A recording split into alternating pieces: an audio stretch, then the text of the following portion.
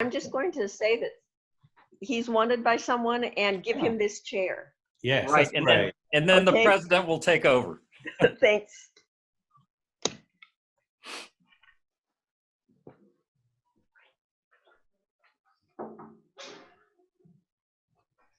Daryl?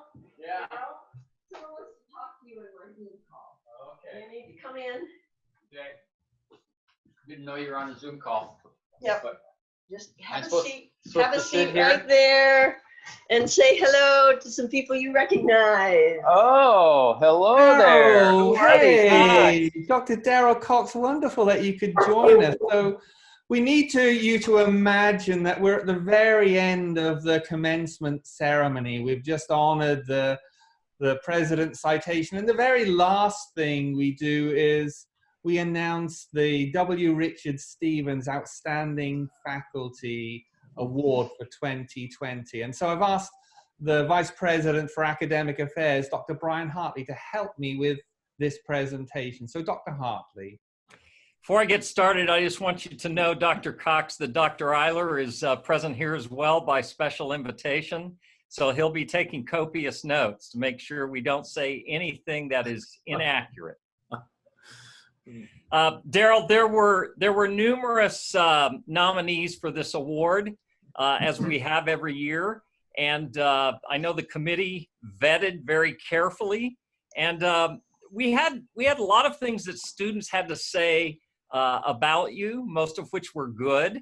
But I'd like to share one lengthy one with you tonight, because I think it stood out particularly to a number of us when it came across our desk. I won't share the student's name. Perhaps you'll know the student, but I think what the student says here really reflects well and sums up your teaching career to some extent. This is Dr. Cox's last semester at the institution.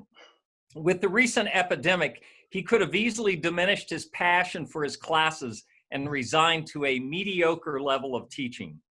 On the contrary, Dr. Cox was one of the first to have all of his content organized on D2L and carefully designed the course for the remainder of the semester.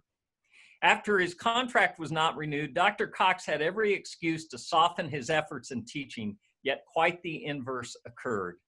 His integrity in his work was on display from the second he stepped into the classroom, and it never wavered even when the world seemingly turned upside down. His standard for excellence additionally never faltered, but he was more than compassionate with students in a foreign time. He was the only professor I had this semester to offer up his time to quell doubts and answer personal questions in meetings, both personal and pedagogical. Dr. Cox complies with the tall task of teaching a class called Science and Christianity.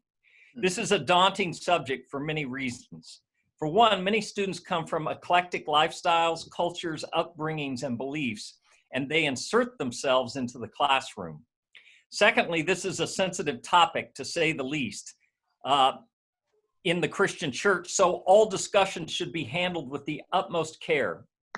Third, there's a myriad of ways in which one can encourage or prompt the integration of these two seemingly opposed topics, and there falls a tremendous burden on the professor who might sort out the reconciliation.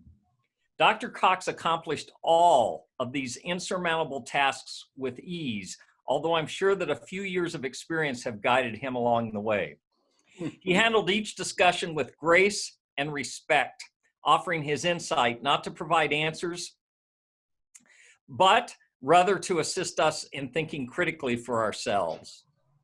Another student says, I was apprehensive at first in taking a class called Science and Christianity at an overtly Christian institution, thinking that I would be reinforced with dogma time and time again.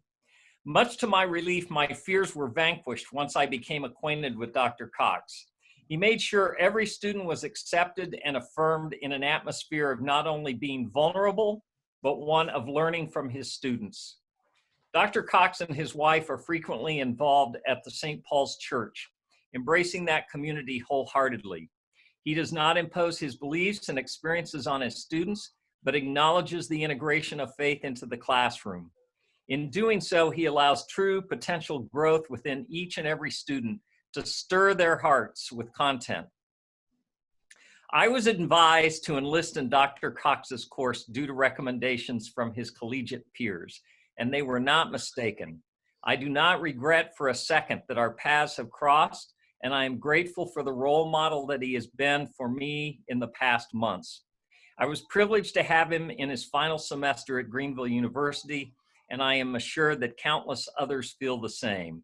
If the reader is not convinced of Dr. Cox's accomplishments and character from my recommendation, then let it be of my own erroneous accord and not of his own. Daryl, there were, as I say, numerous students who put your name forward, and it will be my privilege tomorrow to recommend you for faculty emeritus status to our board. Your years served here, though certainly beyond 20, like several senior faculty, do not fully represent the arc of your career, which if my mathematics is correct, you have a longer arc of teaching at Greenville than any other currently serving faculty member, even though obviously you did it in 2 stints.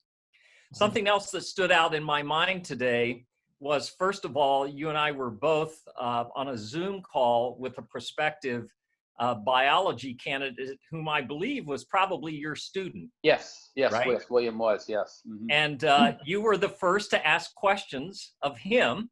And I thought, well, that's representative of Daryl. But also yesterday, the president and I had opportunity to present this award to one of your students, Jesse Chappell, as well, whom I know both you and Dr. Eiler mentored. And finally, the thing that stood out for me is I know that a number of the students that you have taught are currently serving on the front lines in terms of medicine. Some of them are doctors, some of them are nurses, some of them fill a number of different medical roles. And so I believe that the trajectory of your career has paid off in terms of the number of students that you have influenced who have gone into the healthcare field, and they will be your legacy, Daryl. That investment in students, I always believe, is what teaching is all about. And finally, on a personal note, I have to say that it was almost 45 years ago, this coming fall, that I bumped into you and Dr. Eiler, who were big, bad upperclassmen. And I remember being intimidated by how smart both of you were. But as I run with Dr. Eiler, and as I've had occasion to have many a meal with you, it stands out in my mind that it's only God's providence that across the arc of 45 years, we've been able to be friends and to engage in this wonderful journey of Christian higher education with our students. One final word, Daryl. This award comes with a check for $1,000, which if you want us to put it in the mail, we will. Otherwise, we're going to hold it safe and sound for you. Oh, just go ahead and make it out to Judy. So finally, Daryl, let me offer my congratulations. Well, thank you. A job well done. And along with the students, let me say, it is a privilege to have faculty of your caliber. Thank you for your leadership across the years. Ivan, would you like to? Yeah, well, I would like to follow up. I'd like to see if your teaching colleague, Dr. Eiler, would like to say a few words as he's also joining us on the call. Yeah, I've been telling you for years now that this is going to happen and it's inevitable. He just keeps saying, no, it's not going to happen. I'm surprised it took this long, though, actually. But yeah, if you remember, I came in 2003. And the next year, Mark Earhart left. He was the organic chemist. And I was immediately on the phone with you saying, hey, think about Greenville again. It's time to return. And he said, not yet. It took another 10 years, but he came back. And we've been blessed big time. Yes. Very much so. Yes. And I knew it would happen. So I'll take credit for that. Yes, yes, you should take credit for that, Daryl. Yeah. There you go. So Yes. yeah, it's been he's been a great colleague, a great mentor, and a role model for our students, a great educator, everything that we want at Greenville. Well, Daryl, thank you for the wonderful model you set. I think Yes. not just for your students, but for our junior faculty as well. I hear quite often from folks, particularly over in Snyder Hall, who are sort of new to the game, how much they appreciate the wisdom you offer, and just your presence being there has meant a lot. So thank you. Indeed. And as you guys continue being grandparents, please know that our prayers are with you. Well, thank And you. we look forward to your returning very soon to be with us. Yes, we need some rest time, respite every once in a while, as you know, when you hang out with your grandkids. Absolutely. Absolutely. That's wonderful. Well, Yeah. congratulations. Congratulations. Thank you.